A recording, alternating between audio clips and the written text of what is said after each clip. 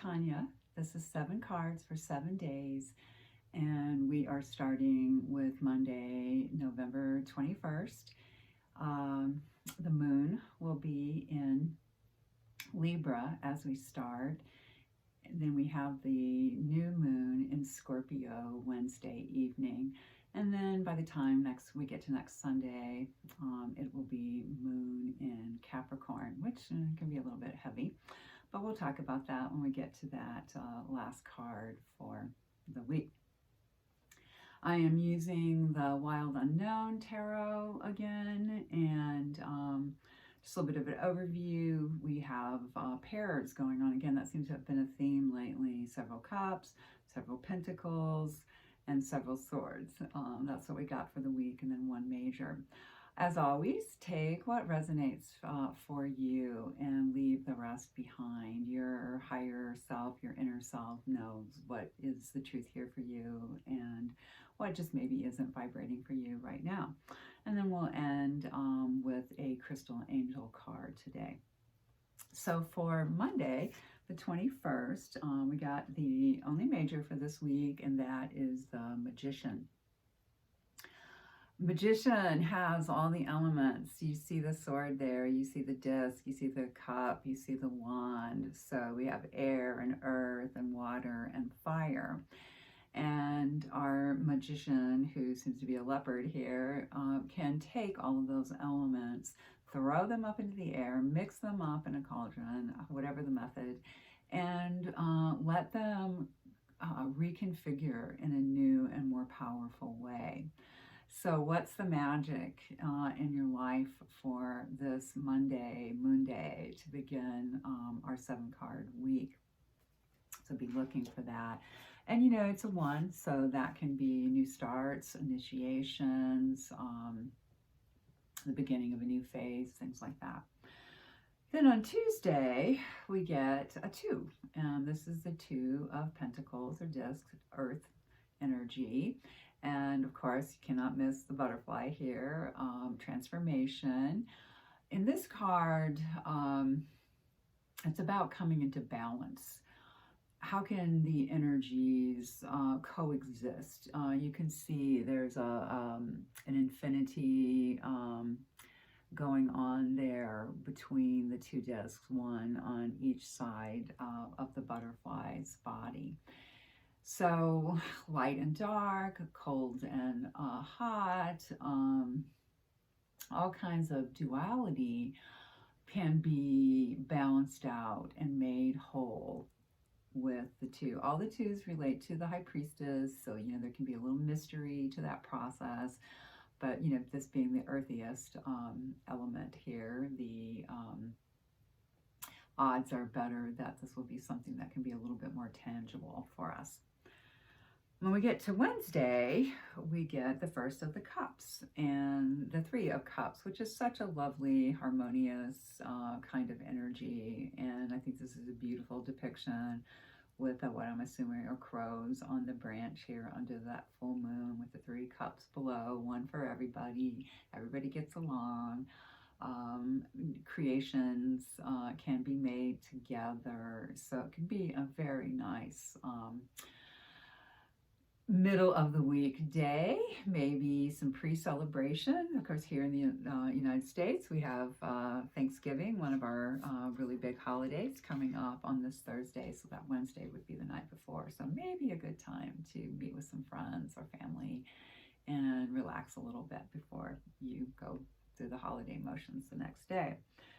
Then on Thursday, we have the Daughter of Swords, and daughters are equivalents of princesses in some decks, or pages in others. So it's the beginning of the royal lineage in a suit. So first the daughters, and then in this one the sons, and the mothers and the fathers, or again princesses, princes,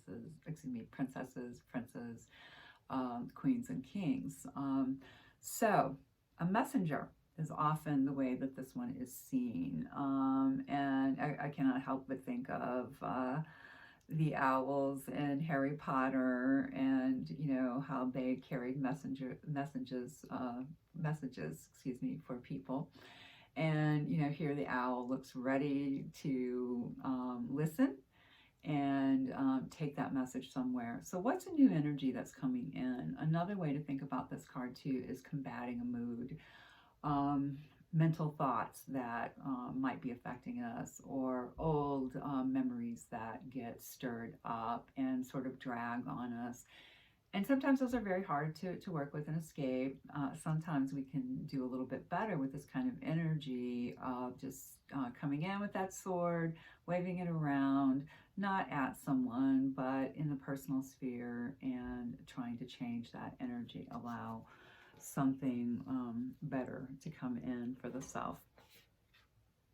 On Friday, we have another cup, and this one is so lovely too. So, love is one of the meanings, self love, having your cup run over, being filled by source energy. Self love is the one that I most identify with on this card. So, that is absolutely a wonderful energy for that day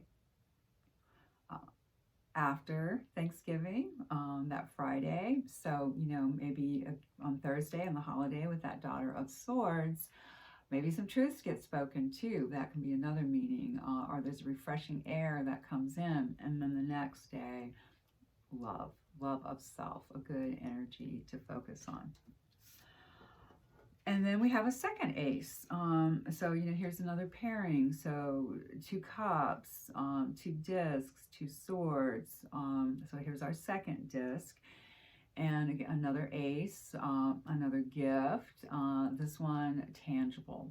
What is coming in that benefits you and others in your sphere, maybe benefits us all, maybe the world gets a gift, or again, you know, it might be more personal, but it's a good solid energy. It can be, again, a tangible new start. And as I mentioned, that is our Saturday. When we get to Sunday to end the week, another of the pairings, this is our second sword for the week, and this is the sixth. Usually, this is shown as a journey. Often you'll see on the Six of Swords a boat with some kind of a ferryman or figure taking some people, often a woman and a child, across a body of water. Here, very different. I like that rainbow on top very much. I feel like that is saying, yes, there's a journey and it's into more light. Another way to read this card is also to see it as a perspective that you did not have before, something that brings in clarity, like in the Thoth deck.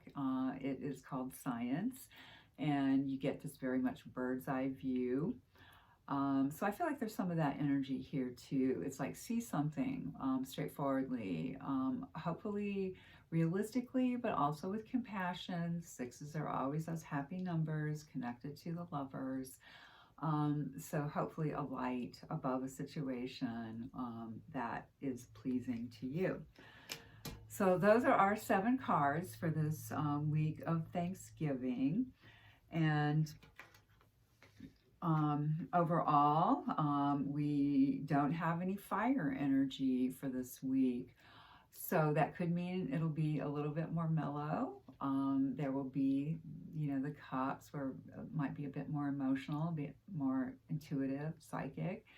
And then the earthy cards, something that we can touch, hear, feel, so forth, something that's real to our senses. And then also that mental energy of the swords. So a new point of view, a new perspective, a new way of thinking, and then led by the magician starting off for our Monday. And then for our card from the Crystal Angels, This one just flew out. I was shuffling, and I'll bring it a little bit closer for you. It's emerald, and I think it has I'm going to reach for the book here, a beautiful message just on the card, and then I'll share also some of what comes in the book with that. So, ceremonies and celebrations, how perfect for Thanksgiving week. It's a time of important life passages such as weddings, birthdays, graduations, or anniversaries. And it's a bit different when it's a holiday, Thanksgiving, but perhaps that is a kind of passage for us into more gratitude. I think that's one of the most important attitudes we can have. It helps us feel better about our situation in life. I think helps us attract better circumstances, better energies, because the more we're grateful, I feel the more to be grateful for comes into our sphere of being. So let's see what the book has to say as well. There will be a reason to gather with loved ones and celebrate together. Of course, that to me is the point of Thanksgiving. This card is a sign of an important human ritual to signify a passage, such as a wedding, birth, or graduation. You may be called into leadership for this event. How many of you are hosting people?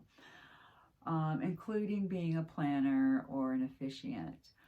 This card may be a sign of taking a love relationship to the next level and celebrating your union. If you are currently single, this can be a positive sign of meeting your long-term partner. Well, I hope that happens for somebody. That would be awesome. In the more collective sense, I feel like that card really came up for us to acknowledge Thanksgiving, to practice our gratitude, to be happy, to get together with people we love, and if need be, put aside our differences, at least for a day, and let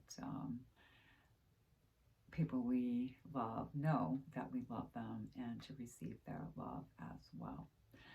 So I hope this helps you in some way, gives you some enthusiasm, encouragement, support, some insight of some kind. If you are interested in a private reading, and please consider gifting people a reading over the holidays.